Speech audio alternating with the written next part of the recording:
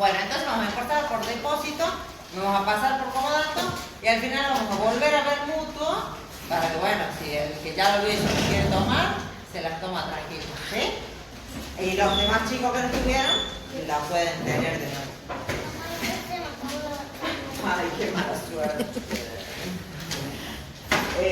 Bueno, estos contratos, los tres, odio andar así, me siento que me voy de viaje, chicos, me falta una valija, ¿no? Tengo medias, zapatillas, ropa, galletas, yogur. Ay, qué feo que es esto. Los contratos mutuo, comodato y depósito son contratos que anteriormente se conocían como contratos reales. Mira, ahí te está tirando. Ahí te se está tirando. Esos contratos, estos te vienen así, como gente normal, ahí, y yo voy a parar, y voy a marcar. Bueno, ustedes antes tenían la clasificación de los contratos reales, contratos consensuales. Hoy tienen todos contratos consensuales, no hay más contratos reales. Lo que sí les recomiendo que vean cuando estén estudiando es que van a ver que hay contratos con efectos reales y contratos con efectos personales. Y es una clasificación diferente a contratos reales y consensuales que el doctor les pregunta en mesa de examen. Ahora, chica les preguntó y no sabía. ¿Sí? Le dijo, bueno, ¿qué contrato? No te lo preguntó vos, ¿no? No. Ah, vos estabas. Sí. A una chica le preguntó si que le diga un ejemplo de contratos con efectos reales. Y dijo, no, la categoría de contratos reales se eliminó. Bueno, la categoría de contratos reales. Pero los contratos consensuales, todos, cualquiera de nuestro código, con efectos, ahí está el mío, ahí al lado de tu botellita ahí. Con efectos reales existe. Esa categoría no está eliminada, tiene totalmente plena vigencia y la tienen que saber porque ahora, como ya no tienen contratos reales, cruzan las preguntas.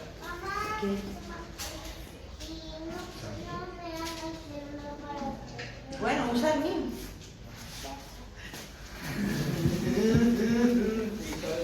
Caliente más la maternidad. Bueno, entonces, ya no tienen categoría de contratos reales. Todos son consensuales. El contrato de mutuo, el contrato de comodato y el contrato de depósito son contratos consensuales, ¿sí? Son dos contratos consensuales. ¿Cuál es la particularidad de estos contratos? Que anteriormente, quiero esa gata muda. Que anteriormente, para que estos contratos tengan plena vigencia o se formen, ¿sí? Para que nazcan y produzcan su efecto era necesaria la entrega de la cosa. Ahora no. Estas figuras contractuales no admitían la promesa de esos contratos. ¿Por qué? Porque era necesaria la entrega de la cosa. Ahora, como todos son consensuales, es posible hacer una promesa de un contrato de depósito, de un contrato de mutuo o de un contrato de comodato. El más, no sé si complicado o el que más al contrato de estos tres que más lo tratan los libros es el contrato de depósito. ¿Sí? Es el que puede tener por ahí algún tipo de cosita más particular o el que tiene más posibilidades de diferenciación o de clasificación y por tanto efectos distintos, es el contrato de depósito. Y van a ver cuando lo empecemos a ver que el contrato de depósito en muchos puntos es igual a un contrato de mutuo y un contrato de comodato. ¿Sí? Bueno, el contrato de depósito, artículo 3.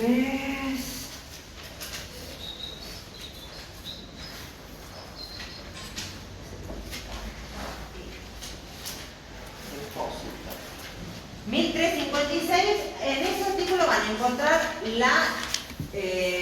la conceptualización de este contrato, ¿sí? La definición del contrato de depósito. Y dice que hay contrato de depósito cuando una parte se obliga a recibir de otra una cosa con la obligación de custodiarla y restituirla con su fruto, ¿sí? El contrato de depósito es básicamente el contrato en el que una parte le da a otra una cosa para que éste la custodie y la restituya, ¿sí? La tiene que cuidar y restituirla. En principio no tiene que usarla. ¿Qué crees? ¿Qué? No, sola no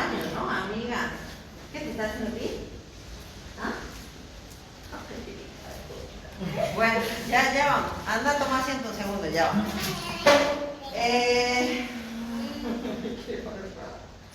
Entonces, la obligación principal es la de encabeza. Tenemos las dos partes. Una es depositante y la otra es depositario. La que entrega la cosa es depositante. La que recibe para custodiar y restituir es depositario, ¿sí?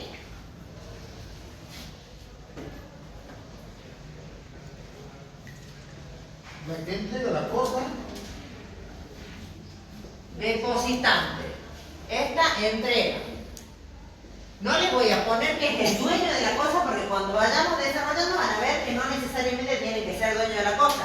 Puede ser un tenedor que entrega a otra persona la cosa para custodia y guarda y restitución posteriormente y no es propietario, solamente es tenedor. Entonces, este entrega la cosa y este recibe, custodia y restituye, ¿sí?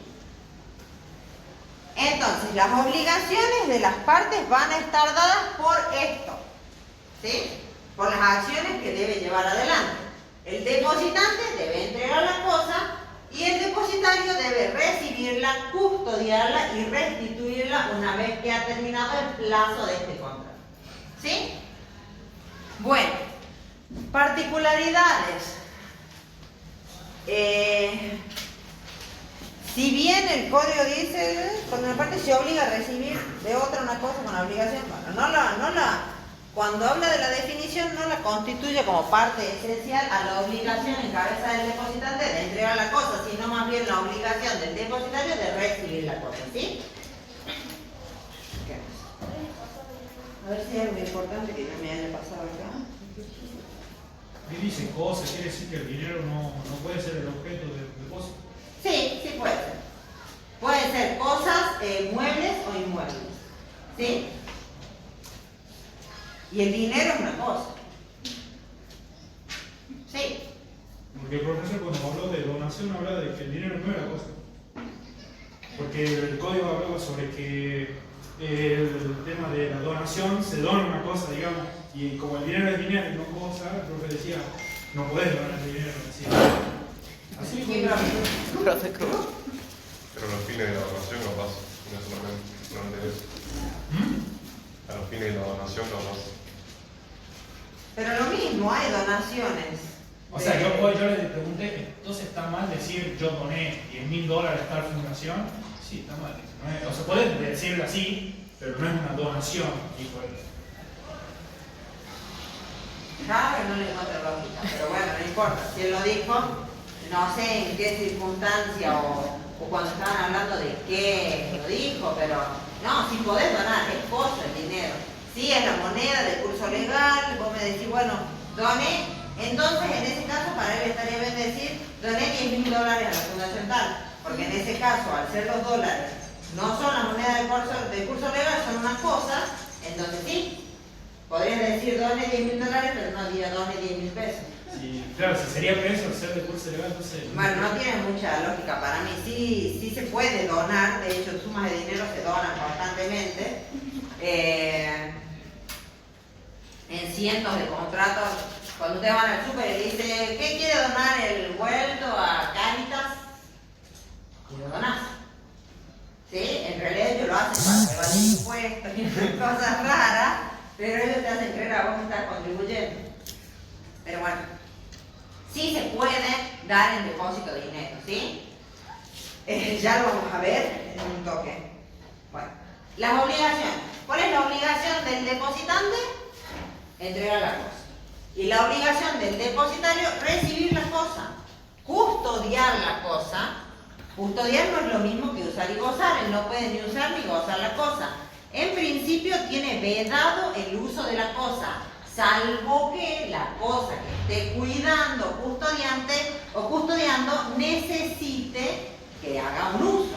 Por ejemplo, yo le doy en depósito a Vicky un vehículo mío, ¿sí? Porque yo me voy de viaje o porque no tengo dónde dejarlo, lo que sea, y ella me lo recibe, lo custodia y posteriormente me lo restituye, pero justo ese día donde yo lo había dejado para que ella lo custodie y quede en su domicilio, hay una tormenta y cae granizo. Entonces Vicky, si bien no tiene la posibilidad de utilizar la cosa, puede usar el auto para correrlo y resguardarlo, ponerlo en un lugar donde no vaya a sufrir un deterioro y demás, ¿sí? En ese caso ella hace uso de la cosa. ¿Pero para qué? Para cumplir con su deber de custodiar y guardar de una manera más eficiente y mejor, ¿sí? Bueno.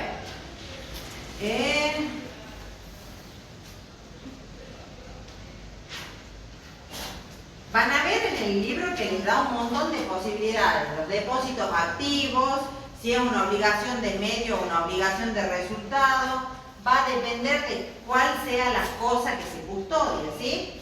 Podría darse el ejemplo de que ustedes les entreguen en depósito una vacuna, para que ustedes cumplan con recibirla, custodiarla y restituirla, y esa custodia que ustedes van a tener que realizar va a ser mantener la cadena de frío de esa vacuna, ¿sí? En ese caso, la obligación del depositario es una obligación de resultado. ¿Por qué? Porque tiene que dar resultado acabado a la obligación de custodiarla, logrando que la cadena de frío no se rompa en ningún momento. ¿Para qué? Para que esa vacuna sea utilizable, ¿sí? Cumpla su fin.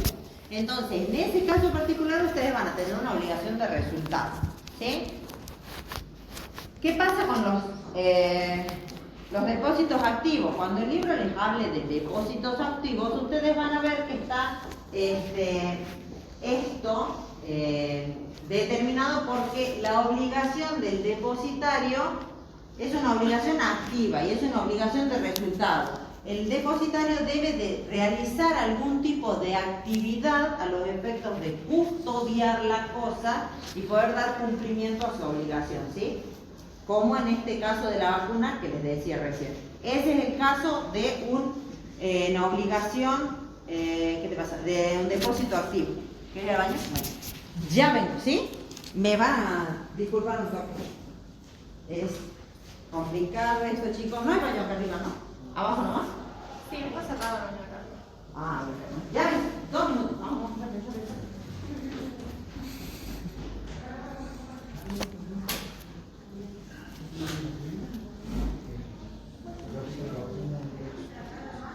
El código como que agravaba la responsabilidad pidiendo que se tenga una mayor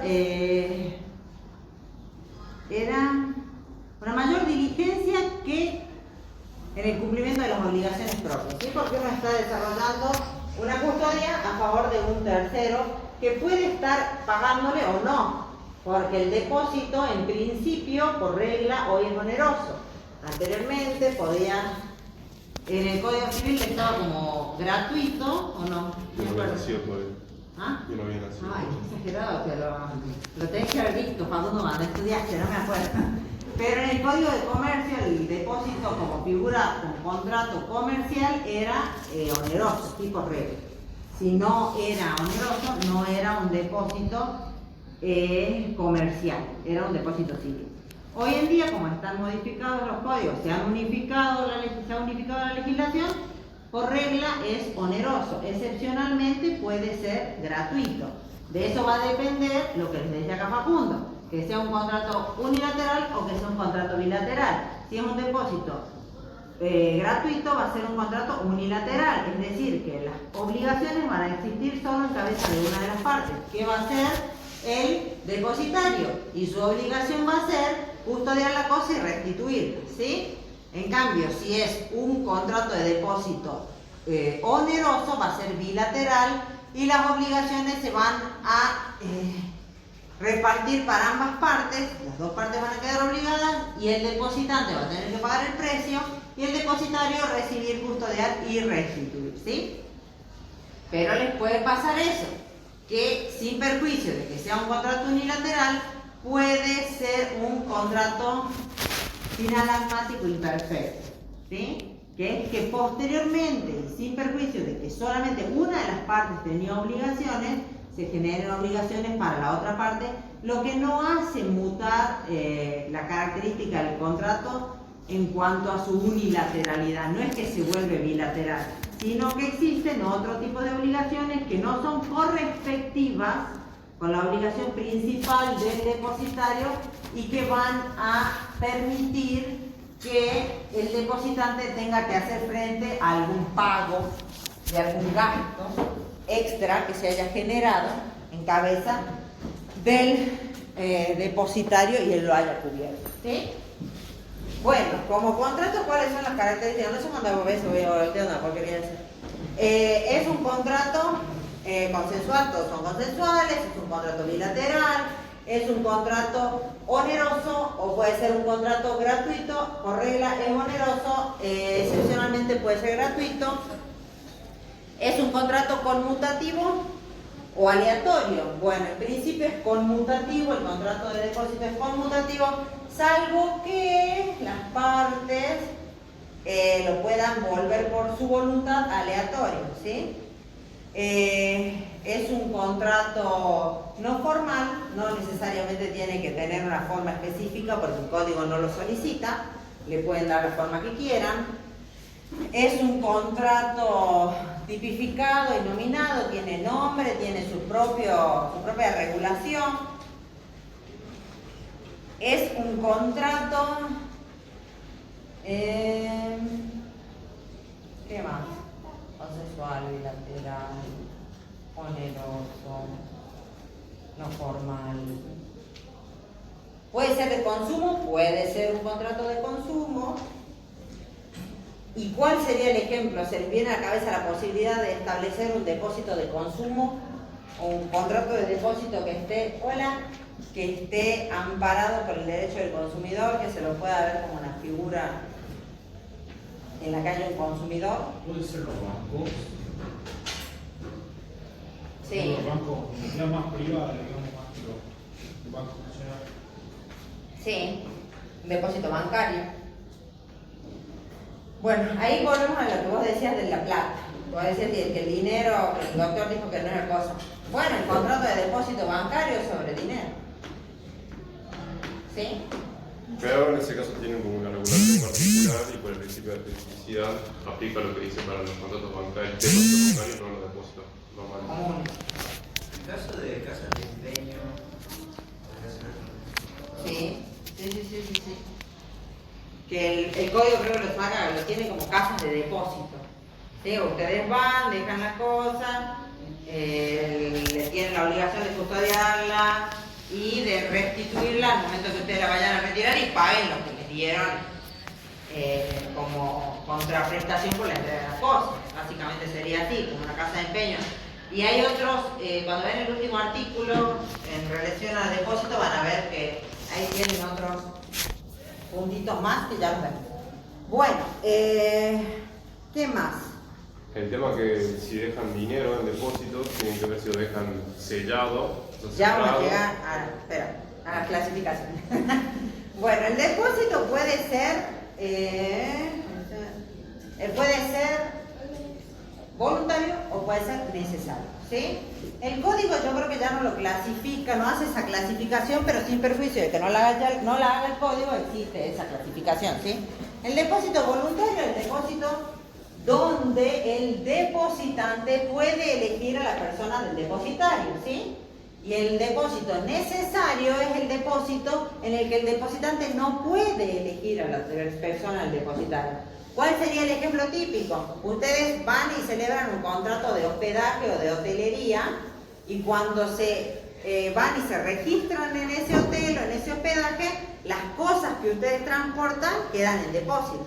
Entonces el hotelero es el que está celebrando con ustedes un contrato de depósito, ¿sí? Porque tiene la custodia, la obligación de recibir, custodiar y restituir las cosas que ustedes transportan cuando viajen. En ese caso, ustedes al estar hospedándose, no sé, en el Hotel Casino, no tienen la posibilidad de elegir al depositario, ¿sí? Es el depositario, el Hotel Casino, que es con quien ustedes celebran el contrato de hospedaje, ¿sí? Bueno. El articulado que está en el código, como para ir viendo algunas cuestioncillas, presunción de onerosidad, por regla es oneroso, por excepción es gratuito. Obligación del depositario. Bueno, esto es lo que hablamos. Antes el código pedía que tenga una diligencia superior a la que tendría en las cosas propias. Anteriormente el código hablaba de que, por ejemplo, habían otros contratos, como el contrato de mandato y demás, que ustedes debían desarrollarlos como un buen padre de familia, como que la vara para medir si su comportamiento había sido acorde o correcto era el de un padre de familia, o de un buen padre de familia. Pero esto se eliminó posteriormente, y lo que hoy pide el código está en el artículo 1358, y nos dice que deben poner la diligencia que usa para sus cosas o la que corresponda a su profesión. ¿Pueden usar las cosas? Bueno, ese artículo lo vuelve a decir, no pueden usar las cosas, ¿sí? Solamente deben recibirlas, custodiarlas, restituir, ¿sí?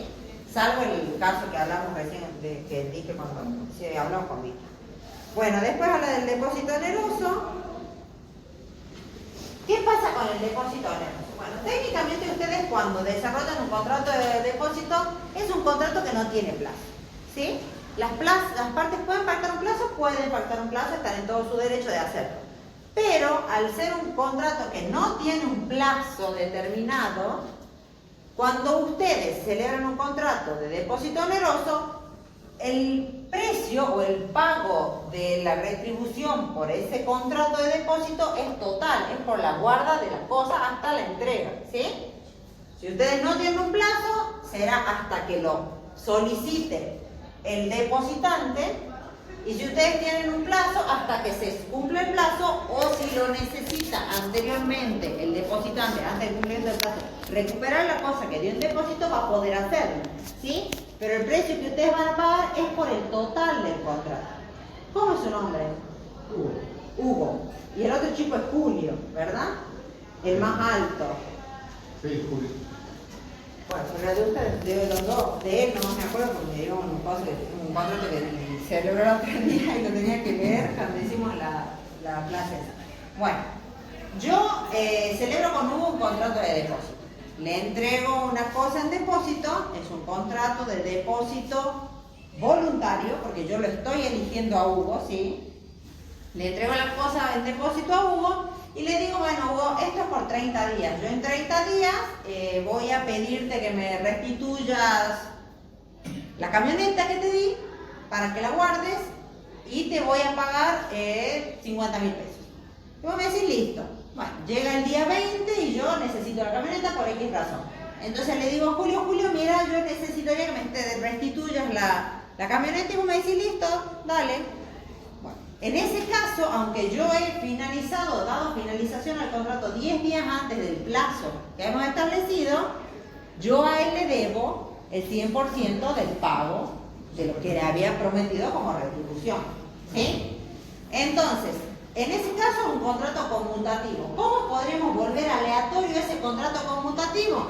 Si yo le digo a Hugo, que le voy a pagar 50.000 pesos por los 30 días de ese contrato de depósito para que él me custodie la cosa y me la restituya, la custodie durante 30 días, y que ese precio va a estar sujeto al cumplimiento de todo el plazo del contrato. Es decir, que si yo solicito la restitución de la cosa antes del cumplimiento de ese plazo de 30 días, lo que va a percibir él de remuneración va a ser menor, va a depender de los días que la tenga la cosa en custodia, ¿sí?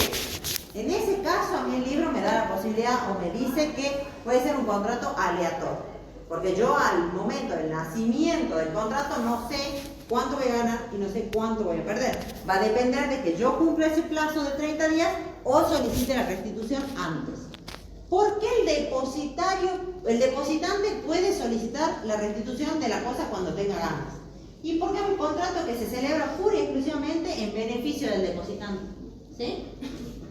La persona que necesita que tengan la cosa, la custodien y se la restituyan es el depositante. Entonces, en beneficio suyo está el plazo, ¿sí? Bueno,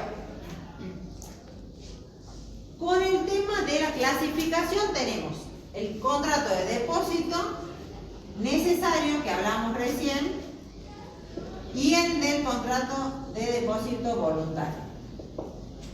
Creo que ya el código, como les decía, no tiene esa clasificación. No, porque habla de depósito irregular, depósito necesario, ¿sí? A su vez, estos depósitos pueden ser depósito regular o depósito irregular, ¿sí?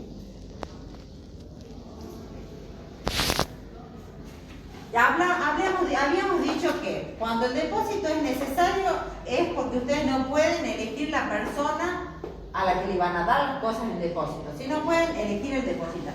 Cuando es voluntario ustedes tienen la posibilidad de elegir el depositar. A su vez, estas clasificaciones pueden dividirse o pueden subclasificarse o pueden tomar las dos posibilidades, tanto de depósito regular como de depósito irregular, ¿sí? Entonces, un depósito necesario puede ser regular o puede ser irregular. Y un depósito voluntario, a su vez, también puede ser regular o puede ser irregular. ¿Cuál es la diferencia?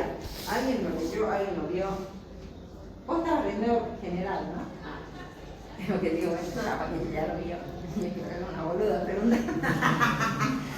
Bueno, el depósito regular es cuando ustedes entregan una cosa para que sea restituida la misma cosa, ¿sí? Y el depósito irregular es cuando ustedes entregan cosas fungibles, ¿sí? Entonces, en el caso del depósito regular, se entrega la misma cosa que entregaron. Misma cosa, ¿sí? Puede ser que entregan cosas fungibles, ¿sí? Podrían entregar cosas fungibles y estaríamos ante un depósito regular si ustedes la entregan en saco cerrado, dice el código. Es decir, sin la posibilidad de que se confundan con otras cosas de la misma especie y calidad, ¿sí? Si ustedes van a entregar algo para que lo guarde el depositario y lo restituya y no hay posibilidades de que esa cosa se mezcle con otras cosas de idéntica calidad, en idéntica cantidad y demás, va a ser un depósito irregular. Si ustedes entregan cosas fungibles, vamos a estar ante un depósito irregular, ¿sí? Cuando al depositante le entregan la misma cantidad y calidad de las cosas que entregó él, pero no son las mismas cosas exactamente, estamos ante un depósito irregular.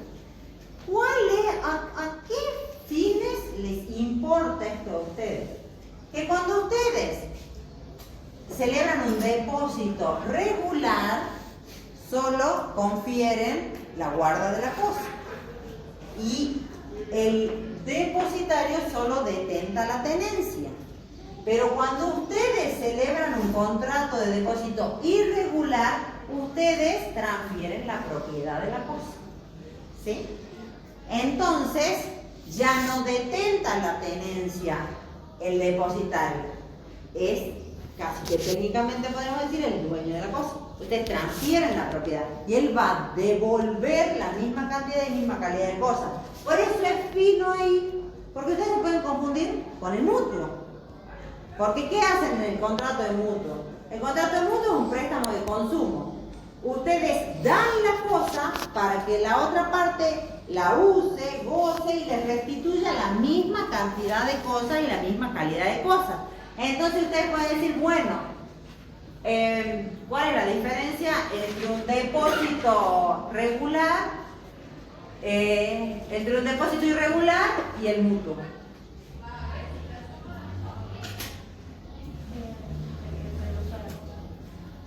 Pero dos puntos. Los dos no son. Ah, pero Si lo ven, es la misma figura. Yo doy una cosa fungible y el otro me la devuelve después. En los dos transfiero la propiedad. ¿Cuál es la diferencia? ¿Dónde está la diferencia? La diferencia está dada en interés de quién se celebra el contrato. En el contrato de depósito, el depósito se celebra en interés del depositante, ¿sí? En el contrato de mutuo y el contrato se celebra en interés del mutuario, ¿sí? Cuando ustedes celebran un depósito irregular, por ejemplo, yo celebro con Facu un depósito irregular. Yo le entrego a Facu una tonelada de trigo en saco abierto, o sea, una tonelada de trigo que va a confundirse con la tonelada o las toneladas que él pueda tener en un silo, porque yo lo hago, celebro el depósito para que él me custodie las cosas, las reciba, las custodie y me las restituya. Entonces, celebra ese contrato. Es un contrato, en este caso sería un depósito voluntario porque yo puedo elegirlo, Facundo, irregular porque doy cosas fungibles y no están en saco cerrado, por ende yo transfiero la propiedad de las cosas a Facundo y posteriormente Facundo me entrega la misma cantidad y calidad de cosas, ¿sí? ¿En favor de quién o en interés de quién se celebra esto? En mi interés, que soy la depositante. ¿Por qué? Porque yo no tengo un silo donde tenerlo. Y Facundo tiene silos. Y él celebra contratos de depósito, ¿sí? Entonces es el interés mío. En un contrato de mutuo, vamos a ver la otra cara. Yo le presto a Facundo una tonelada de trigo, préstamo de uso, Facundo la usa, ya sea para lo que se le cante, hacer harina, no sé, lo que se le dé la gana, y posteriormente me devuelve la misma cantidad y la misma calidad de cosas. Pero en ese caso no fue en interés mío, fue en interés de Facundo que necesitaba las cosas. Esa es la única diferencia que van a encontrar con el depósito irregular. ¿Sí? Hasta luego, nos vemos. Entonces ustedes, por ahí el doctor les puede decir en un examen, bueno, denme un ejemplo de contrato de depósito irregular. Y ustedes van a decir, ay, bueno, pero eso puede ser el mutuo. Y tiene toda la razón, porque visto de afuera es lo mismo. Y visto de todas las formas posibles es lo mismo. Salvo cuando ustedes se ponen a ver el interés de quién ha sido celebrado el contrato, ¿sí? En los dos transfiere la propiedad, en los dos son cosas fungibles, en los dos pueden ser gratuitos o onerosos, ¿sí?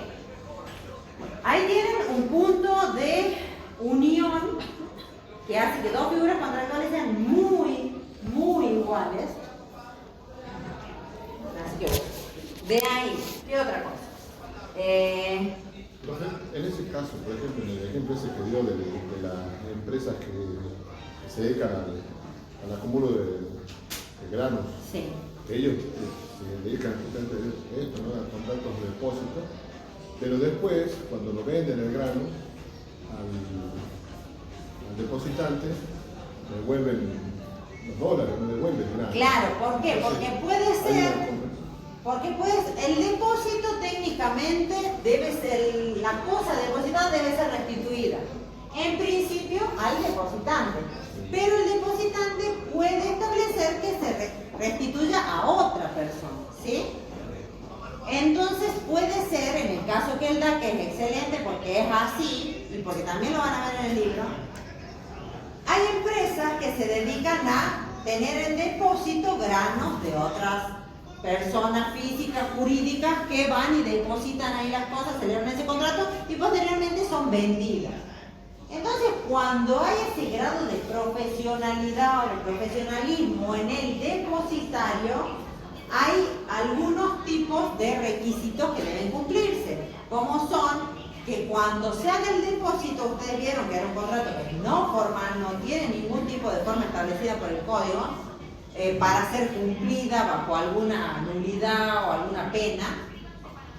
Cuando sucede eso, lo que tiene que hacer la empresa, que en este caso se comportaría como depositario, es entregar un comprobante de la cantidad y calidad de las cosas depositadas. Y tiene como otra obligación la obligación de permitir la inspección, ya sea por parte del depositante o de un tercero. Y las cosas depositadas pueden ser restituidas al depositante o a un tercero que esté determinado al momento de la realización del contrato o posteriormente determinado. Lo que pasa es que a veces pasa eso, normalmente pasa en ese tipo de contratos cuando se celebran entre ese tipo de partes. Se venden Yo voy, deposito, Hugo tiene silos, yo lo deposito ahí y le vendo a Facundo media tonelada del trigo que deposité. Entonces directamente Hugo no me lo restituye a mí, ¿sí? Lo restituye a Facundo. Y ha cumplido con su obligación de restituir, ¿sí? Bueno, ¿van entendiendo hasta ahí? ¿Sí? No vayan a sacar algo. Pobre Facundo, ¿eh? Bueno, el depósito regular, como habíamos dicho, también entregan cosas, pueden ser fungibles, preferentemente no, por regla tendrían que no serlo. Entonces lo que a ustedes les van a restituir es la misma cosa. Yo entrego mi auto a Vicky para que ella lo guarde.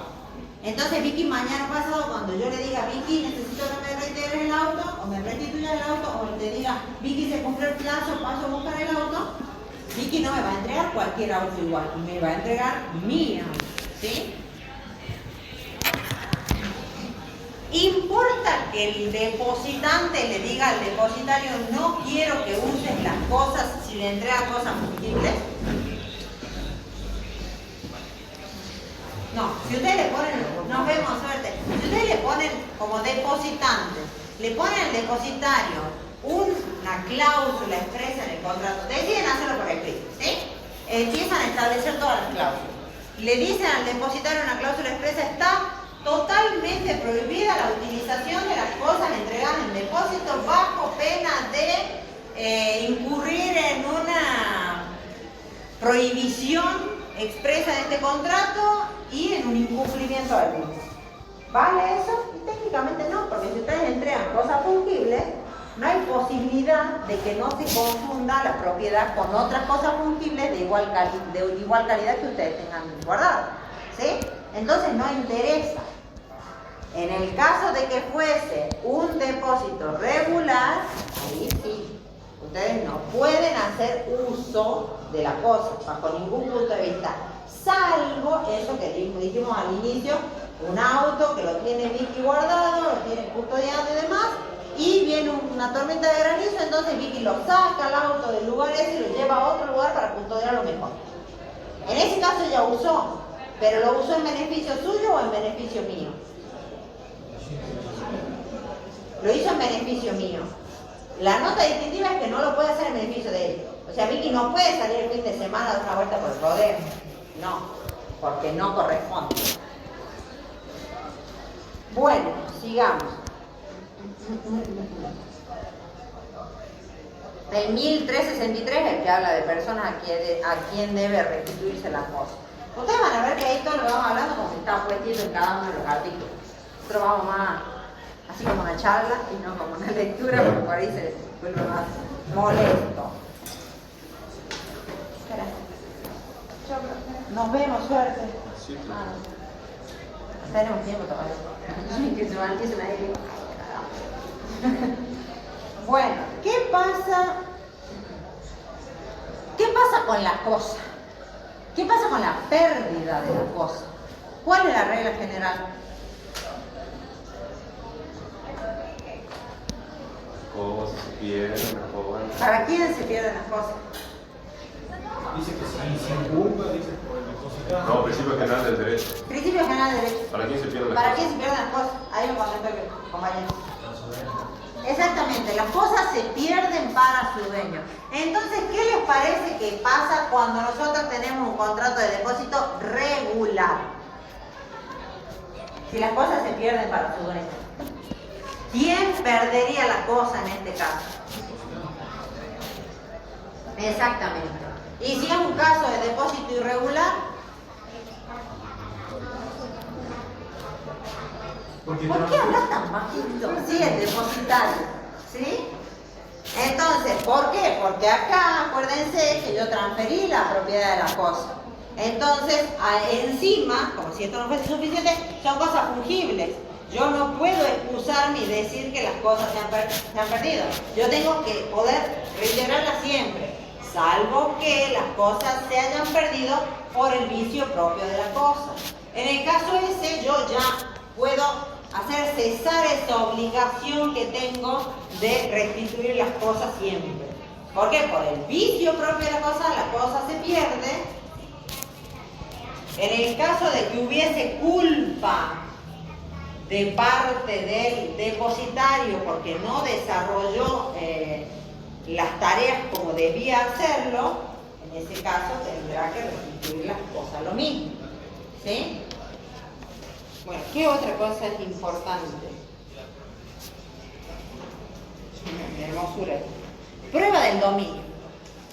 Antes el código, bueno, hace rato yo les dije que no podía poner acá que era el dueño de la cosa el depositante porque no es necesario que el depositante sea el dueño de la cosa. Cualquier persona que tenga la tenencia de la cosa puede darle el depósito, ¿sí? Lo único que tiene que tener es el uso y goce de la cosa. O ni siquiera el uso y goce de la cosa, a su vez, solamente tendría que tener la cosa. Aunque detente esa tenencia reconociendo la propiedad o la titularidad en un tercero. El depositario puede negarse a restituir las cosas alegando que el depositante no es el dueño. Yo tengo un auto que se lo presté a Vicky para que ella lo use y Vicky se va de viaje y no lo quiere dejar ahí solo en la calle, entonces celebra un contrato de depósito con Hugo. Y le dice, Hugo, bueno, te entrego este auto, en 15 días vuelvo yo y finaliza el contrato y me lo restituís. Te lo entrego, cuidar, sí. Bueno, Vicky no es la dueña de la cosa, ¿sí? Vicky tenía la cosa porque yo se la di en comodato.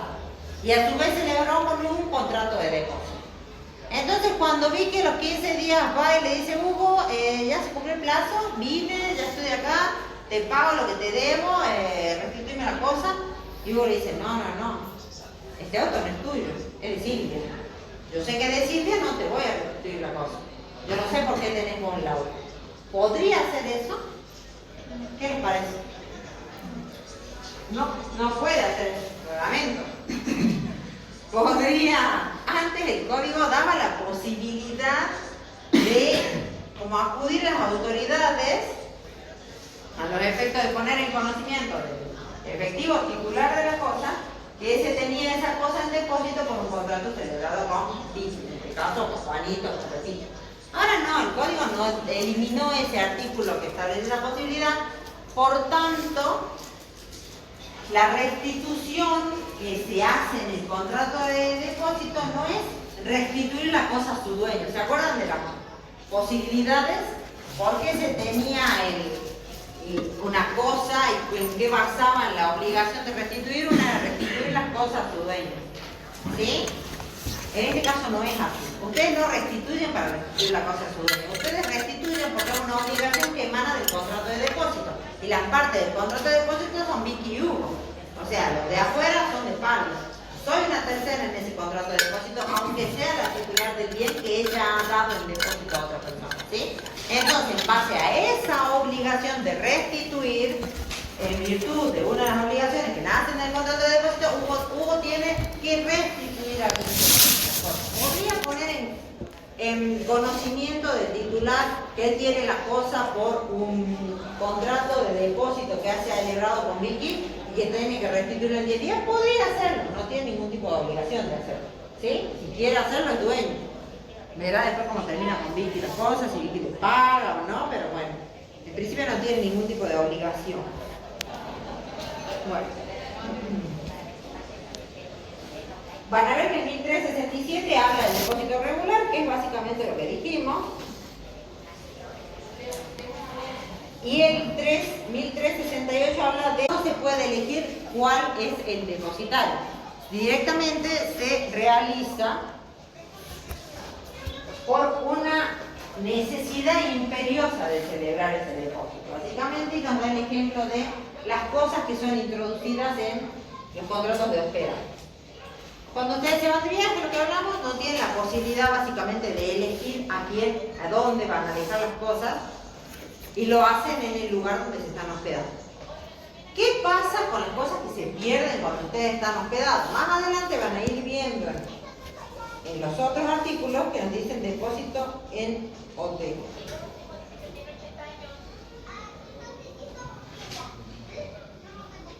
La responsabilidad que tiene el hotelero en relación a las cosas que ustedes se introducen en el hotel es un poco más agravado, ¿sí? ¿Por qué? Porque él lo hace como su profesión, o sea, profesionalmente celebra ese contrato de depósito, que es un contrato, en este caso, accesorio al contrato de hospedaje, ¿sí?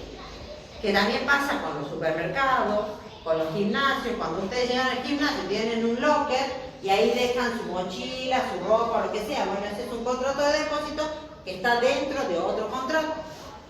O en el supermercado, van en el supermercado y pueden dejar en el estacionamiento del supermercado su auto. Bueno, ese es un contrato también de depósito que es accesorio a otro contrato. Y lo vamos a ver en un ratito más. En esos casos hay una responsabilidad agravada, ¿sí? Técnicamente el hotelero, cuando ustedes introducen cosas, tiene la responsabilidad de cuidar de sus cosas y restituirlas, indistintamente de que ustedes tengan la llave de la habitación donde se encuentren las cosas, ¿sí? Porque el hotelero y las personas que trabajan para él también tienen la llave de la habitación donde se encuentran sus cosas, salvo la caja fuerte, que es lo que él tiene que poner a disposición para que ustedes guarden objetos de valor.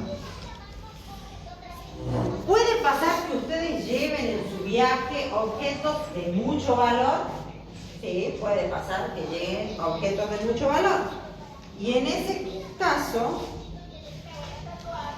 vamos a tener que aplicar el artículo 1378. Pero esperen porque ya lo vamos a leer. Esperen un poco. Responsabilidad 1370. ¿Alguien lo quiere leer? ¿O lo leo yo?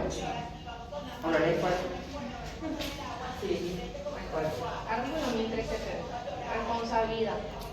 El hotelero responde al viajero por los daños y pérdidas sufridos en los efectos introducidos en el hotel, el vehículo guardado en el establecimiento, en garajes u otros lugares adecuados puestos a disposición del viajero por el hotelero.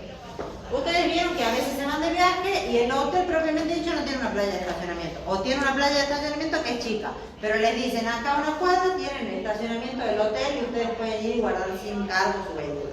Bueno, el hotelero responde por todas las cosas que ustedes lleven en su valija, su laptop, todo lo que ustedes transportan con ustedes y su vehículo, si ustedes transportan un vehículo, y las cosas que estén adentro de su vehículo también, ¿sí? No hay una posibilidad de diferenciar y decir sí, por el vehículo sí, pero por las cosas que están en el vehículo no. No, ustedes, el hotelero les responde por todo. Si él tiene un estacionamiento dentro del hotel y de ahí roban su auto o lo dañan o lo que fueran o le roban cosas que tenían dentro de su auto, él tiene que responder. Si él tiene un convenio con un tercero y acá una cuadra tiene un estacionamiento donde ustedes guardan su auto, él también tiene que responder. A ustedes no les importa cómo llega a hacer esa triangulación para que ustedes les permitan estacionar su auto en otro lugar, pero él tiene responsabilidad, ¿sí? ¿Qué pasa si ustedes se transportan con cosas de mucho valor? En ese caso, el artículo que se aplica es el artículo 1372, que habla de cosas de valor. El viajero que lleve consigo efectos de valor superior al que ordinariamente llevan los pasajeros debe hacerlo saber al hotelero y guardarlos en las cajas de seguridad que se encuentren a su disposición en el establecido. En este caso, la responsabilidad del hotelero se limita al valor declarado de los efectos depositados. Cuando ustedes llevan algo de mucho valor, tienen que decirle al hotelero, o sea, manifestar en el hotel, en el hospedaje donde se encuentran, que ustedes van con tal cosa de mucho valor y cuesta tanto. Es una carga para el huésped, ¿sí? ¿Por qué? Porque si ustedes no cumplen con esto, él podría eximirse de responsabilidades.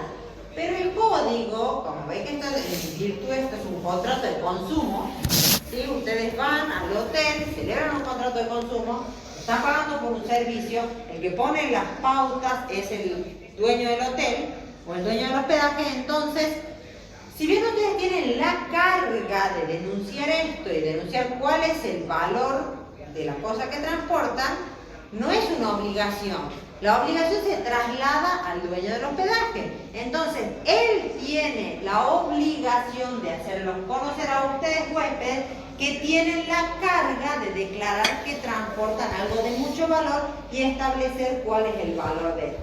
Y poner a disposiciones de ustedes las cajas de seguridad que existan a los efectos de que lo puedan guardar ahí, ¿sí? ¿Cómo se hace esto? No es que ustedes llegan al hotel y el hotelero le va a decir, ¿cómo le va, señora? ¿Transporta algo muy caro? No lo va a hacer. El hecho que no lo haga hace que él se exima de responsabilidad. No, él sigue teniendo una responsabilidad. El hecho de que ustedes no cumplan con esa obligación de poner el conocimiento de él hace que él merme su responsabilidad. No, porque el que tiene la obligación es él de notificarlo a ustedes y ustedes tienen la carga de denunciar eso, ¿sí? O sea, siempre ustedes están en la parte más débil, tienen la posibilidad de cubrirse. Cuando ustedes llegan normalmente al hotel van a ver que los hacen firmar en la mayoría unos formularios: nombre, domicilio, datos de la tarjeta con la que van a pagar, con quién se transporta, hasta cuándo.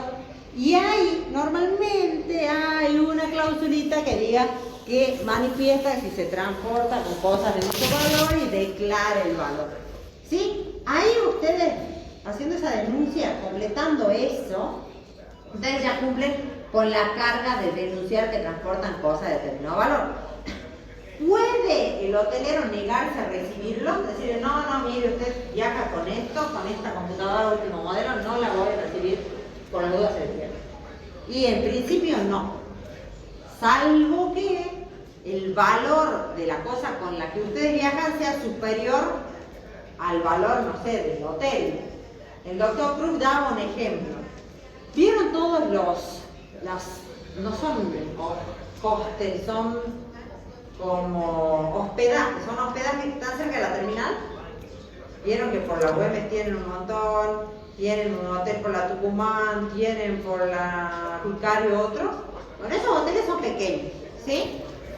Sobre la Güemes, sería, sí, sobre la Güemes, cerca de la farmacia, vieron que está el estacionamiento, está la farmacia de la terminal, un poquito más ahí hay un hospedaje chiquitito.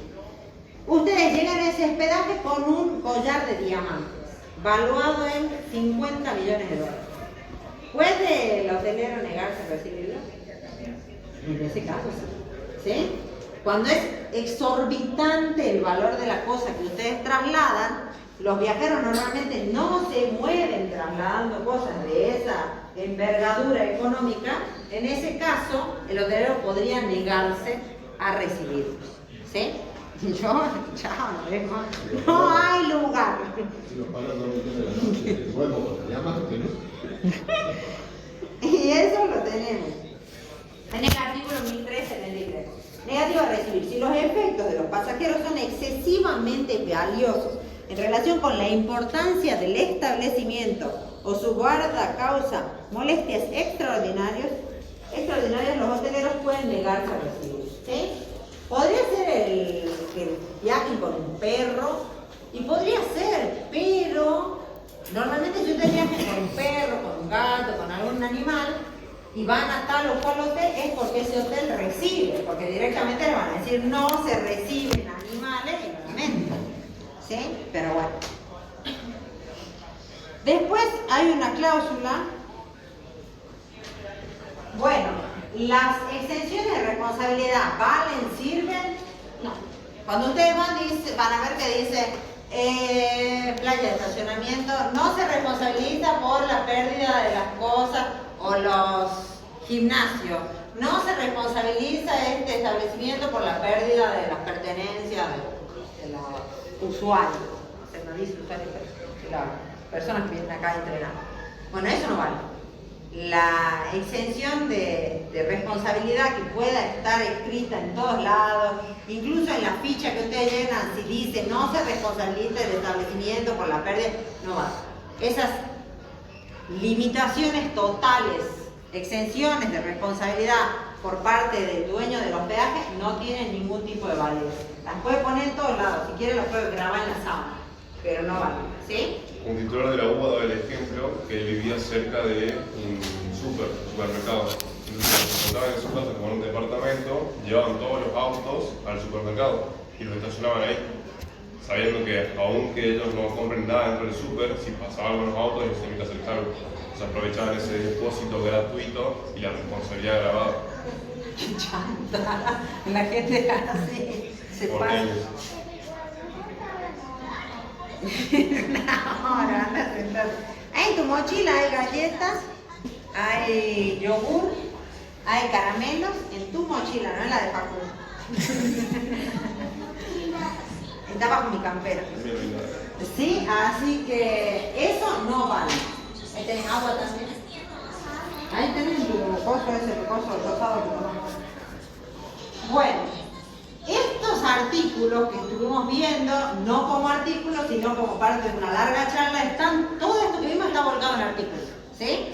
Tienen cada una de estas pormenores y está en un artículo específico. Estas normas se aplican a los lugares como gimnasios, sanatorios, supermercados, donde ustedes, sin perjuicio de que van a desarrollar otro contrato, un contrato de consumo, de compra-venta seguramente, o un contrato en el que utilicen las instalaciones de un gimnasio, van a ver que hay un contrato de depósito accesorio, en el que ustedes dejan sus pertenencias y por tanto esas pertenencias son responsabilidad o su guarda y custodia en responsabilidad de la persona o la parte con la que ustedes están celebrando el otro contrato, el principal, ¿sí? Inclusive, como dice Facundo acá, bueno, si ustedes van al súper, dejan estacionado su auto, lo roban del estacionamiento del súper, el súper es responsable, indistintamente que ustedes no hayan comprado nada, ¿sí? ¿Por qué? Porque ellos, ¿qué hacen con estos contratos o con estas posibilidades de dejar el depósito del vehículo y demás? Lo que hacen es fomentar que ustedes vayan y compren. O sea, yo como súper pongo a disposición tuya una playa para que vos vengas y me compres. Te doy la posibilidad, deja el auto acá, no te preocupes, pero porque quiero que me compres, ¿sí? No es porque ellos nos quieren favorecer y son buenitos y dicen, ay, pobre gente, les dejemos que pongan el auto acá. No, es para que vos vengas y me compres. Sin perjuicio de que vos no hayas comprado nada, el súper responde. Porque él tiene un deber de guarda y de custodia con las cosas que vos dejaste, ¿sí? Dice que se aplican las normas estas a los hospitales, sanatorios, casas de salud y deporte, restaurantes, garajes, lugares y playas de estacionamiento y otros establecimientos similares que prestan sus servicios a título oneroso. Estos prestan sus servicios a título oneroso y tienen como accesorio un contrato de depósito gratuito, ¿sí? Bueno, ¿qué pasa con las casas de depósito? El depósito, ¿no? Bueno, está en el artículo 1376. En las casas de depósito la particularidad es que les deben dar un recibo de las cosas que ustedes introducen para el depósito, ¿sí? Otro ejemplo de depósito necesario serían los boliches, cuando quieren dejar el abrigo.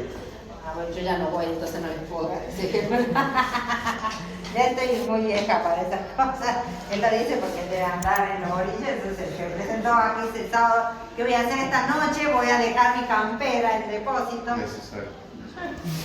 Bueno, es otro ejemplo también eso. Nos dice que los propietarios de las casas de depósito son responsables por la conservación de las cosas allí depositadas.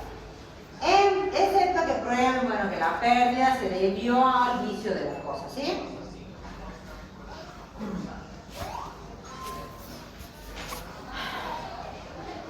¿Qué pasa? Ustedes van a una casa de depósito, dejan las cosas en depósito y listo, y se van. Ustedes vuelven y no está mal la cosa, se perdió. Bueno, técnicamente, si la cosa está en saco cerrado, si la cosa es producto de un depósito regular, la cosa se pierde para su dueño, serían ustedes los dueños que dejaron el depósito de la cosa, salvo que se pruebe que ha tenido la culpa el depositario en la pérdida de esa cosa, ¿sí? Aunque el depositario podría decir, bueno, no, me lo entregó mal cerrado, mal guardado y se perdió la cosa. ¿Cómo ustedes van a probar qué entregaron, de qué calidad fue lo que entregaron y demás? Con el comprobante que les da la casa de depósito. En la casa de depósito deben darles un comprobante, ¿sí? Esas son algunas pautas que establece el código. necesitan darle un comprobante que diga cuándo depositaron, qué cantidad, qué calidad tenía la cosa que depositaron. Y también debe permitir la inspección de las cosas. Es lo que hablamos hace rato. Cuando pusimos como ejemplo que Hugo tenía silos y yo iba y depositaba las cosas. Él me tiene que dar un comprobante que diga qué deposité, de qué calidad era, cuánta cantidad era y debe dejarme inspeccionar las cosas que tiene en el depósito. ¿Para qué? Para ver si están bien. ¿Sí? Si les dicen ellos si se pierden las cosas al lamento, tampoco vale. O sea, las exenciones de responsabilidad así totales no valen. ¿Podrían limitar la responsabilidad? Podrían limitar la responsabilidad, pero iba a depender de lo que acuerden el depositante y el depositario. Porque vos podrías decir, bueno, te recibo este trigo que tiene un valor de $1.000.000 y solo voy a responder hasta el $1.000.000. ¿Sí? Si a vos te genera un daño por la pérdida de la cosa y excede ese $1.000.000, yo no lo voy a cubrir. Y si yo estoy de acuerdo, podría limitarlo hasta ahí, pero no podría eximirse diciendo, no, se pierde, se pierde. ¿Sí? Ningún tipo de cláusula que establezca eso es válido. Podría ponerlo, pero no tendría validez. ¿Sí? ¿Sería un contrato de costos con el feedlot? ¿Con qué? El feedlot es cuando le entrega el ganado para que se despliegue, que es de la tierra de ganado a moverse donde van y dejan ternero, pero ahí los tendrían que alimentar ellos. Claro, tiene una obligación. Ahí hay una obligación. Y sí, pero podría ser. ¿A vos te parece que sí? A mí me parece que sí. Podría ser un depósito regular, porque no le van a entregar cualquier banca. Le van a entregar eso. Yo calculo que... Pero hay una obligación que tiene que llegar a ciertos puntos para poder comercializarlo. Claro, eso seríamos un contrato atípico, calculo. Porque tenés una obligación. Si ya tenés que cumplir esas ciertas cosas, ya me parece reagravada la obligación. Pero no, sí podría ser. A mí me parece que sí. Usted me dijo cómo se llaman, yo la verdad nunca lo escuché, ni cómo se llaman, pero ¿a dónde lo vieron en agrario?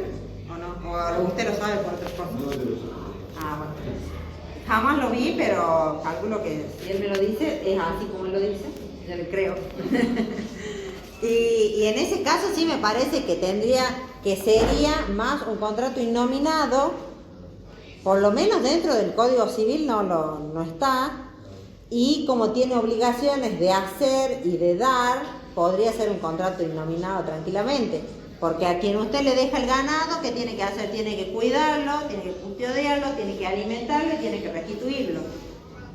Sería casi esto, pero tiene obligaciones de llegar a determinado peso. O sea que la alimentación debe darse en determinadas circunstancias para que el bichito tenga el peso necesario. 400. Bien. Bichito. Es un bichito. ¡Qué horror! No me cuentes más, por favor. No quiero saber nada más. No me cuentes más. Después chile en asado. No. Me gusta el asado. No quiero asado, no me gusta. Pobre bicho. Pero bueno, es así, qué horror. Ay, no, qué horrible. Yo siempre veo caballos, pero no son cómodos, no. Creo. No voy a averiguar. No me digan. Bueno, entonces, eso es básicamente el contrato de depósito, ¿sí?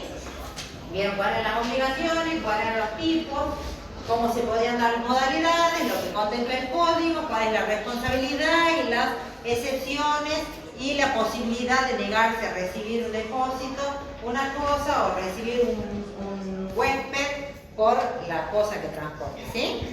¿Sí? ¿Estamos? ¿Dudas? ¿Algo? ¿No? ¿Nadie? Bueno, listo, pasemos a mutuo. No, pasemos a acomodato. O mutuo. ¿Qué quieren? ¿Mutuo o acomodato? ¿Ah? No. Mutuo o acomodato. Comodato. Rapidito. Bueno, pero había algunos que no vieron.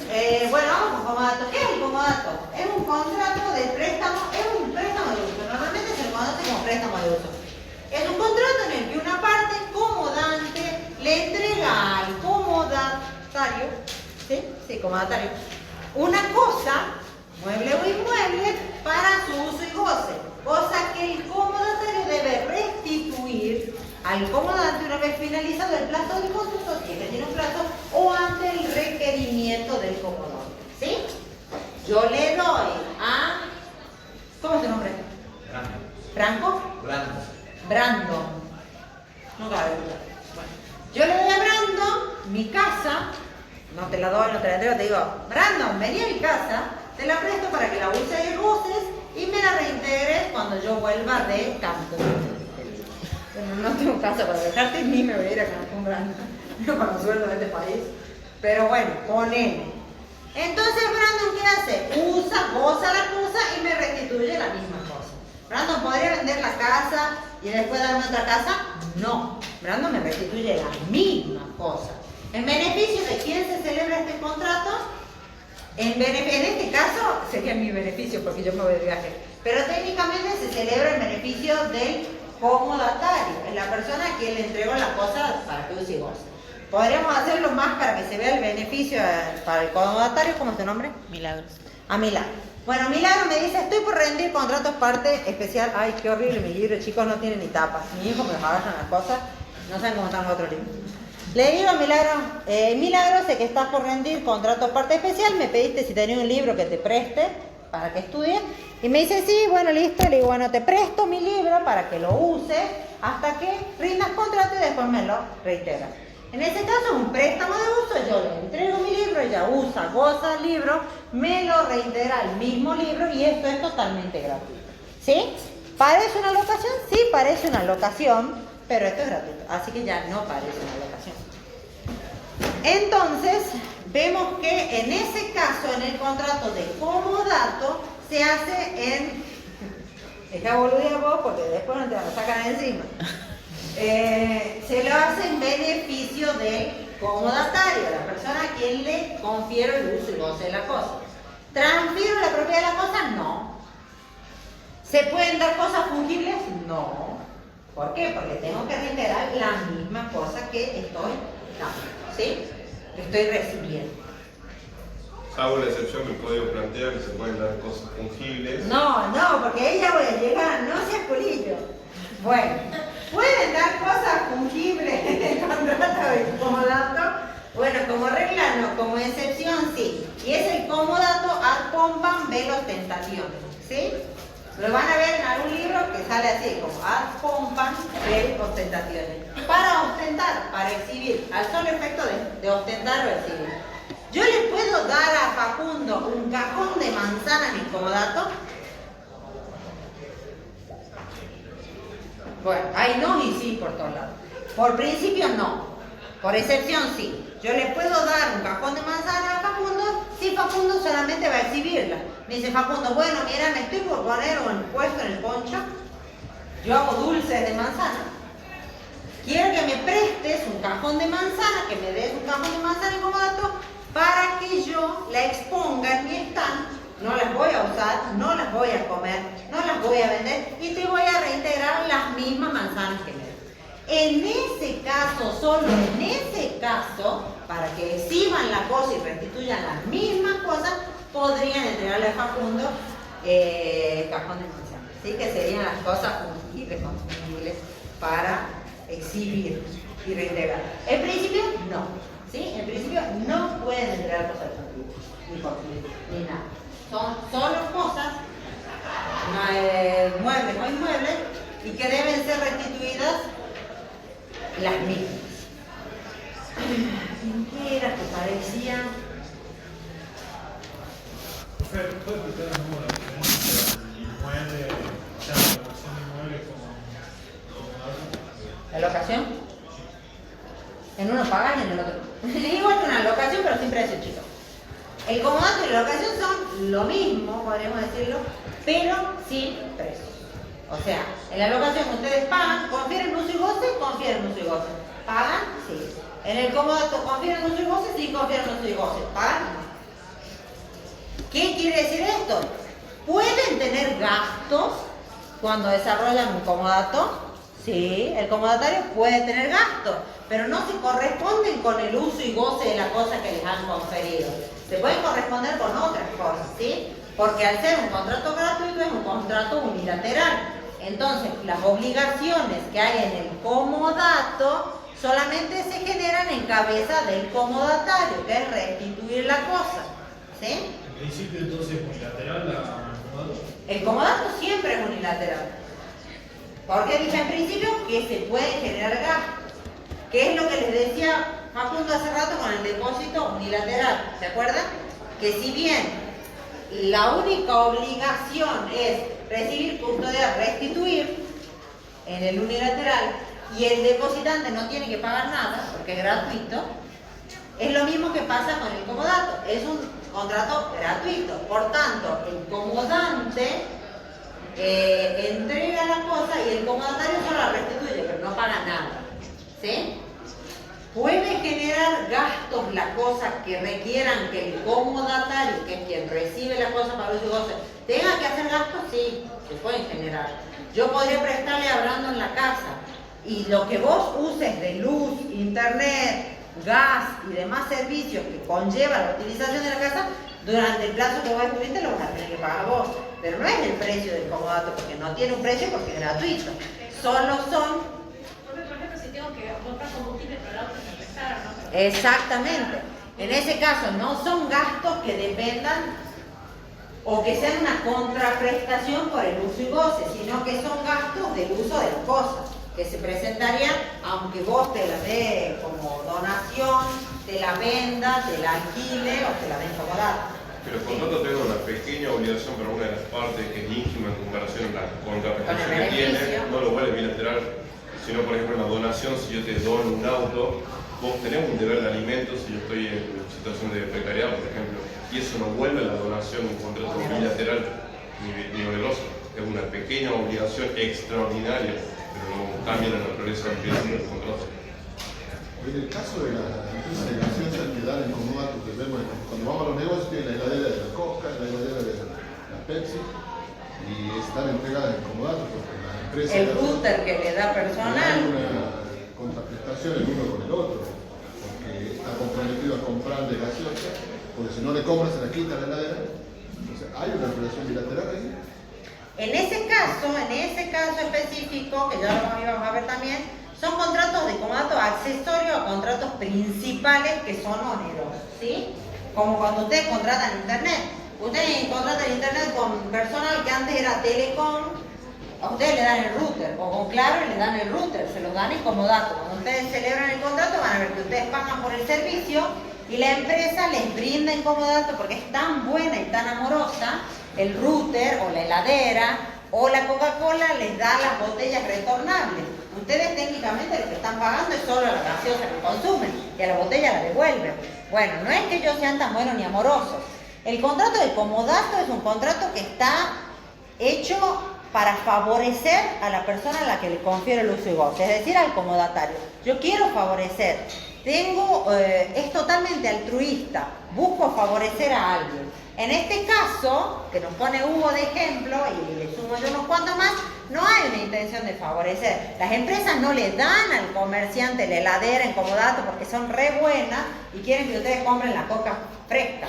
No, le dan a Hugo esa heladera en comodato para que él tenga la coca ahí, la exponga, ustedes entren al local, vean la heladera que dice Coca-Cola, esté toda la Coca-Cola ahí y ustedes compren más. Sí, es solo a ese efecto, o el router de Telecom. De personal, se los dan no porque ellos quieran favorecerlos a ustedes, sino porque ellos quieren que ustedes contraten su servicio. Se los facilitan para que ustedes puedan contratar. Porque si ustedes tuviesen que comprar el router para poder contratar ahí el servicio, a ellos ya no les convendría. Porque no lo contratarían posiblemente. ¿Sí? Entonces, eso en esos casos que son contratos gratuitos, accesorios a contratos onerosos, no busca beneficiar al comodatario, busca que ustedes consuman más, que compren más, que su producto llegue a ustedes. Entonces que ustedes celebren ese contrato oneroso, aunque ellos tengan que poner el router y después llevárselo si ustedes dan de baja el contrato de servicio. ¿Sí? Un contrato de suministro sería. Bueno, ¿estamos hasta ahí? ¿Vamos? ¿Qué más? Del contrato de cómoda. Por ejemplo, usted me tiene una propiedad, yo esa propiedad la uso sin que usted sepa, se fue a Estados Unidos y demás, sin que usted sepa para hospedar u otra cosa en mi propio derecho, ¿puede ser o no puede ser? ¿Cómo que yo la uso sin que yo sepa? Yo te doy el uso y goce. Vos podés usarla y gozarla como quieras, en tanto y en cuanto no desnaturalices la cosa y la uses para el destino que tiene. Si vos me decís, vos me dejaste la casa porque te ibas de viaje a Disney y yo la usé para poner un negocio, bueno, no era el fin. Pero en tanto y en cuanto no me cause un gravamen, yo creo que no tendría por qué accionar en contra tuyo, ¿me entendés? ¿No puede haber entonces una contraprestación por el comodato, verdad? Ya sería otra cosa, experiencia comodato. ¿Sería una locación o un contrato denominado? Anda a tomar el fresco de cómo ves, ¿no? No te vas a meter mucho. tema de evolución.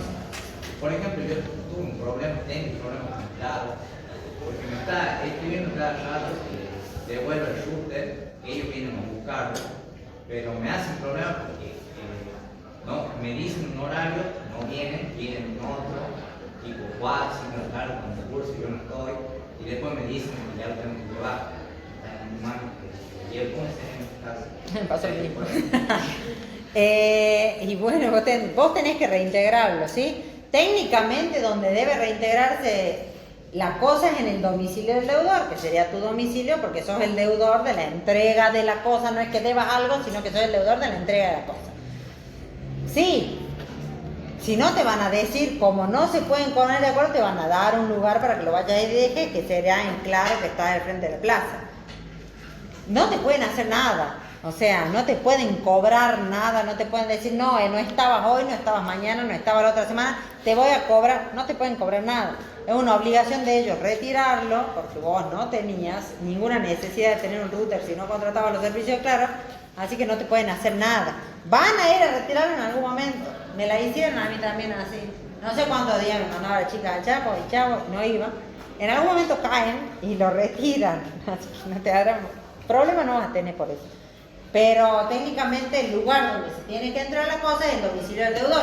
Como vos sos el deudor de la entrega de esa cosa, es tu domicilio. El contrato de comodato en beneficio de quién se celebra, del comodatario, como estábamos diciendo hace rato. ¿Qué más les parece que podría ser?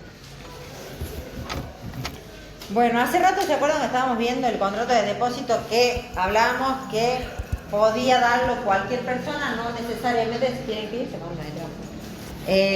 Si ya van a ser las 7, ¿no? Sí, ya son las 7. El contrato podría negarse a restituir la cosa el comodatario si se entera que la cosa es hurtada o robada. Bueno, el artículo dice que no puede negarse a restituir la cosa alegando que la cosa no es de propiedad del comodante. Mija, ahí está. ¿No se tiene?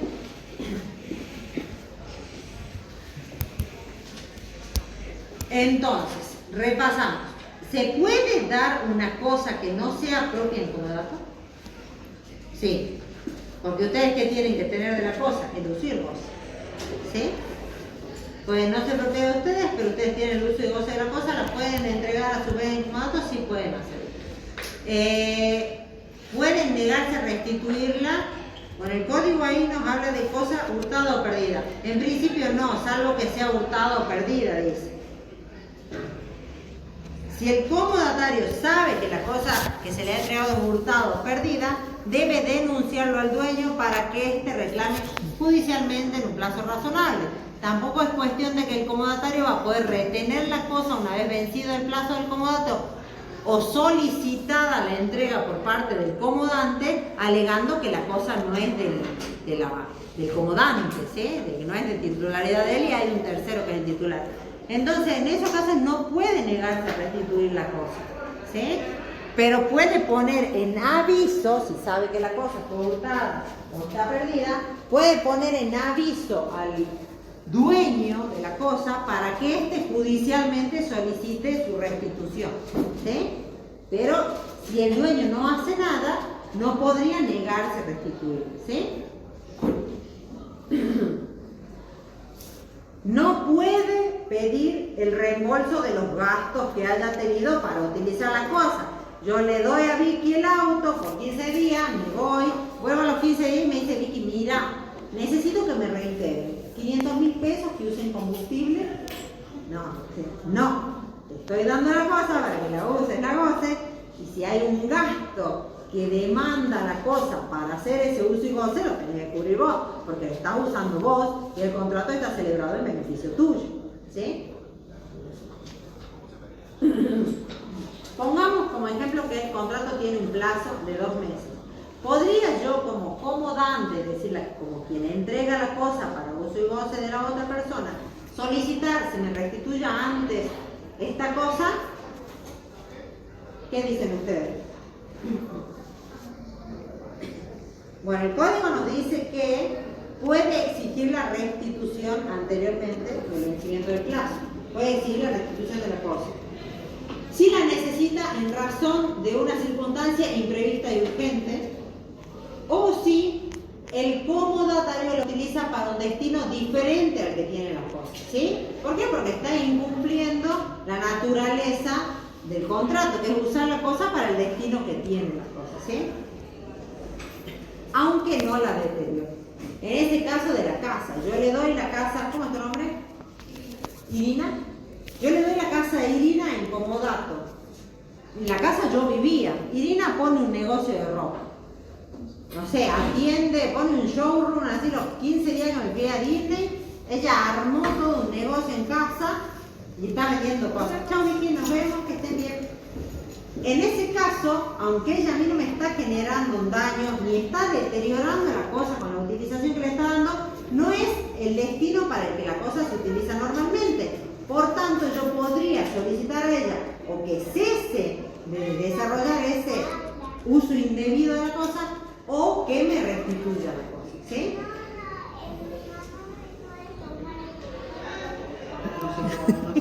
No sé qué. ¿Cuáles son las obligaciones del comodante? Bueno, ahí están en el código establecidas. Entregar la cosa, en principio, permitir el uso durante el tiempo convenido, responder por los vicios causados, nos vemos, suerte, por los daños causados por el vicio de la cosa. Si yo le doy a Milagro una cosa que es viciosa y eso le genera un daño a ella, yo tengo que responder.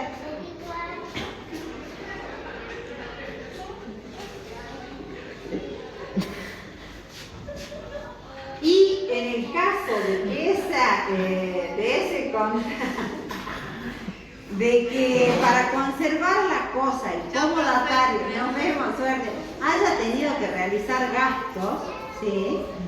No los gastos como la utilización, como el gasto de combustible y demás del auto, sino que haya tenido que tener que desembolsar suma de dinero para poder conservar la cosa, yo tendré que restituirse, ¿sí? En ese caso. La chica que se fue, Irina, estaba usando mi casa y se rompió un caño de agua, ¿sí? Era un gasto urgente que necesitaba hacerse para que no se deteriore la cosa.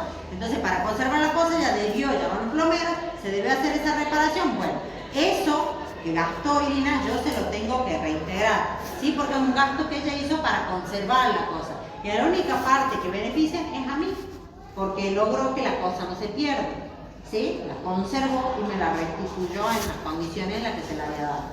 Que no te vayas, vos, ¿no? ¿Cómo se extingue el comodato? Por la destrucción de la cosa, por el vencimiento del plazo, por la solicitud del comodatario de la restitución de la cosa, por voluntad unilateral del comodatario. Le presto a Milagros el libro y Milagros rinde de acá a un mes. Entonces yo tengo un plazo de vencimiento del comodato el día 6 de julio y el 1 de julio viene Milagros y me dice, listo, si yo ya estudié, mira, yo ya hice mis apuntes, te devuelvo el libro. Tenía plazo a favor de ella, pero ella lo extingue por su sola voluntad antes del cumplimiento del plazo. por muerte del comodatario. Ustedes siempre piensen que en estos contratos, como se está intentando beneficiar a alguien, que en este caso es el comodatario, el contrato se instituye a los efectos de beneficiar a esa parte. Entonces, no es para mí lo mismo prestarle el libro a Milagro que prestárselo a Hugo. Milagro fallece, el contrato se extingue. Pues yo no le quería prestar a los hijos de Milagro el libro, era a favor de ellos. Era un contrato de intuito personal, ¿sí? Bueno, eso, chicos, básicamente. Aquí del artículo de los frutos.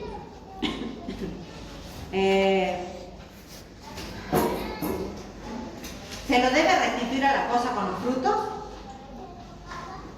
Y sí, se la debe restituir a la cosa con los frutos, ¿sí? Con los frutos pendientes y con los frutos percibidos.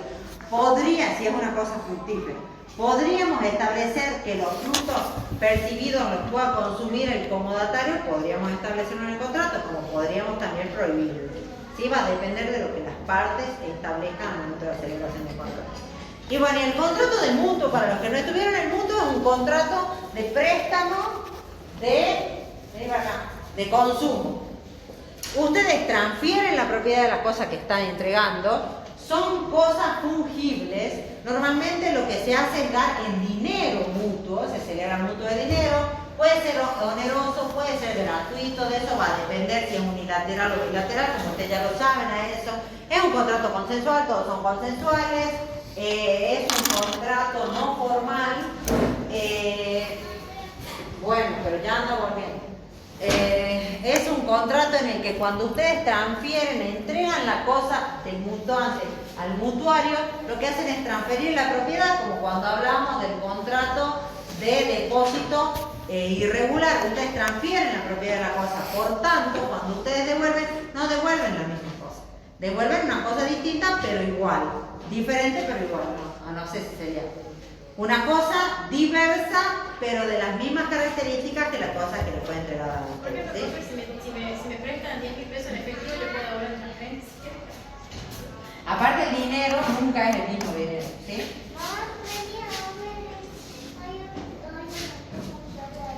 Ya, así que bueno, el contrato es mutuo es... ¿Ah? Ah, capaz que agarrar. No la agarres la mano. Mira el teléfono. Porque ya va a ir ¿qué podemos decir? La mayoría estuvo presente cuando hablamos del contrato de mutuo, ¿no? El contrato de mutuo es muy utilizado. Es un préstamo de consumo, son cosas fungibles. ¿Qué más? Bueno, transfiere la propiedad, se celebra en interés del mutuario, no del mutuante. El precio está dado por el valor de la cosa. Cuando es un mutuo oneroso, los intereses son el precio del mutuo, ¿sí? Hay intereses que son compensatorios, moratorios y punitorios. Los compensatorios son propiamente el valor del mutuo, cuando es un mutuo oneroso. Los moratorios pueden existir en un mutuo oneroso o un mutuo gratuito, ante el incumplimiento de la parte que tenía que reintegrar la cosa del mutuo. Y los punitorios son una pena, una indemnización que se establece a favor de la parte que entrega la cosa en mutuo, que sería el mutuante, ante el incumplimiento del mutuario, ¿sí? No sé qué tengo, mutuo, algo muy importante o no. ¿Alguien se acuerda cuando digo mucho más o menos dónde andaba articulado?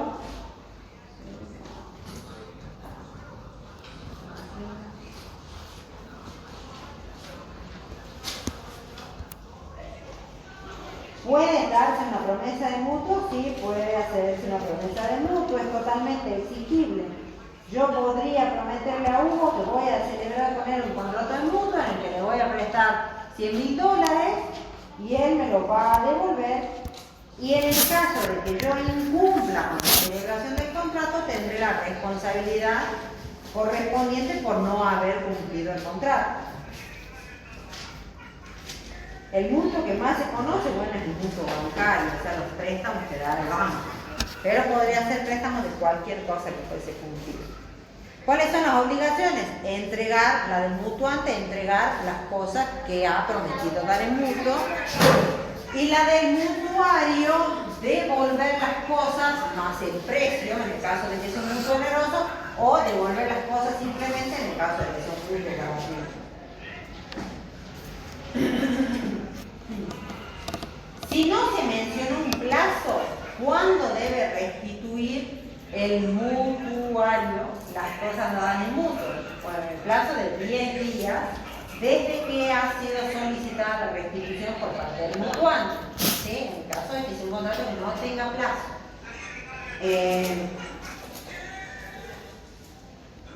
¿Qué pasa si hay un incumplimiento por parte del mutuario?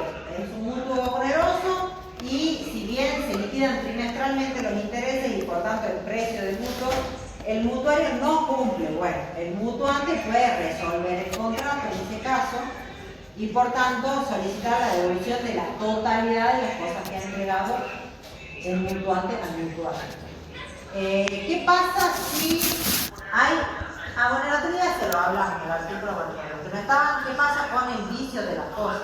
¿Quién es responsable ante un vicio de las cosas? La mala calidad o vicio de las cosas. Yo entrego a Facundo, porque él tiene una panadería, en mutuo una tonelada de trigo.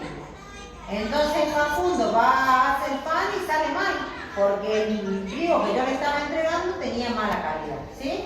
En ese caso, si es un contrato de mutuo gratuito, responde, si la cantidad prestada no es dinero, o sea, por ejemplo acá de trigo, el mutuante responde por los daños causados por la mala calidad o vicio de la cosa. Si el mutuo es gratuito, responde solo si conocía de la mala calidad y no lo ha, o vicio de la cosa. Bueno, déjame. Solo responde si la mala calidad, por la mala calidad, si conocía de la mala calidad o vicio de la cosa. Es decir, que si no conocía yo que el trigo que le estaba dando a él tenía mala calidad o tenía un vicio, la cosa que le estaba entregando, y es un contrato de mutuo gratuito, no respondo. Solo respondo si yo conocía y no le informo a él de la mala calidad. Cosa que no se aplica para el contrato de mutuo oneroso, porque en ese caso yo respondo en todos esos supuestos. ¿Okay? Habiéndola conocido o no habiéndola conocido. Bueno, chicos, ¿dudas? ¿Algo? ¿No? ¿Entendieron? ¿Certeza?